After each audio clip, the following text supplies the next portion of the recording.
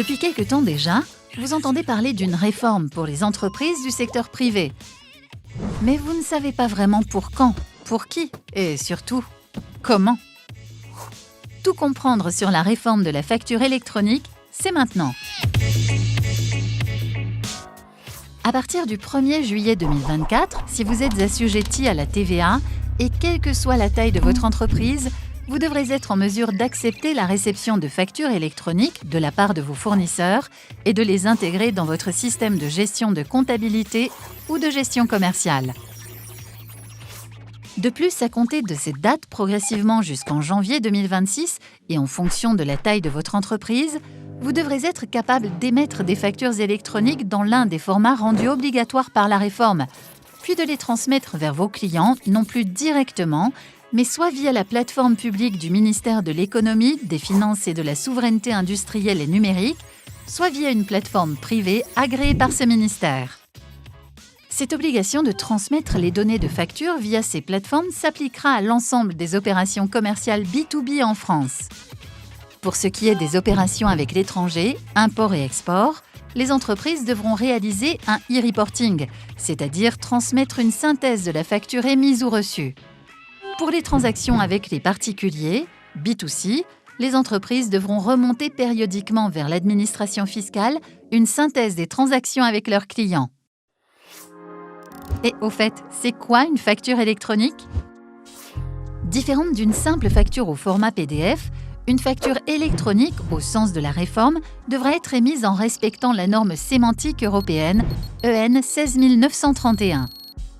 Pour respecter cette norme, 3 formats structurés en XML ont été retenus: Facture X, UBL et C2I. Ces 3 formats sont techniquement équivalents à quelques éléments près. Facture X présente la particularité de posséder, en plus d'une partie XML pour les 2 autres formats, une partie PDF permettant la visualisation de la facture.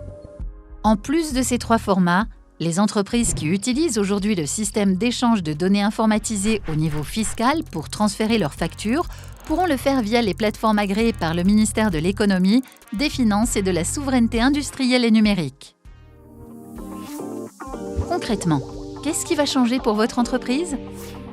Les factures papier et PDF simples ne disparaîtront pas pour autant avant le 1er janvier 2026, date à laquelle toutes les factures assujetties à la TVA devront être électroniques.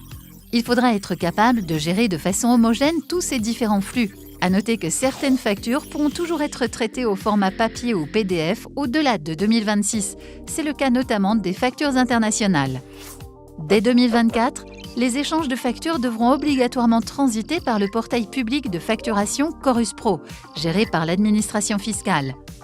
Pour ce faire, vous pourrez soit vous connecter pour l'émission et la réception de factures directement à ce portail, avec l'aide éventuelle d'un opérateur de dématérialisation, soit sous-traiter ces opérations via une plateforme de dématérialisation partenaire, opérateur privé et immatriculé auprès de l'administration fiscale. Un autre point fondamental de la réforme consistera à informer l'administration fiscale du cycle de vie de la facture au travers de statuts tels que le dépôt, le rejet, le paiement ou l'encaissement. De même, pour les transactions réalisées avec une entreprise non établie en France, vous devrez réaliser un e-reporting en mentionnant les données de paiement, la date, le montant ou encore le numéro de facture. Aussi, quelles sont les grandes exigences à respecter ? Selon le Code général des impôts, l'authenticité de l'origine, l'intégrité du contenu et la lisibilité de la facture doivent être assurées à compter de son émission et jusqu'à la fin de sa période de conservation. À cet effet, il vous sera demandé de sécuriser l'émission ou la réception des factures, soit par la constitution d'une piste d'audit fiable, soit par la position d'une signature électronique qualifiée au sens du règlement européen EDAS, soit via la génération de factures structurées basées sur l'échange de données informatisées, EDI. Enfin, afin de respecter le délai de conservation de 10 ans selon le Code du commerce et de 6 ans selon le droit fiscal, il conviendra d'archiver les factures, ces différentes données et les éléments de traçabilité. Ainsi, vous serez assuré de sécuriser l'intégrité, la disponibilité et la lisibilité des données dans le temps. Vous l'aurez compris, cette réforme va structurellement modifier vos habitudes de facturation et de travail. Anticipez les étapes, préparez vos équipes et votre système d'information et entourez-vous d'experts pour bien franchir ce cap décisif.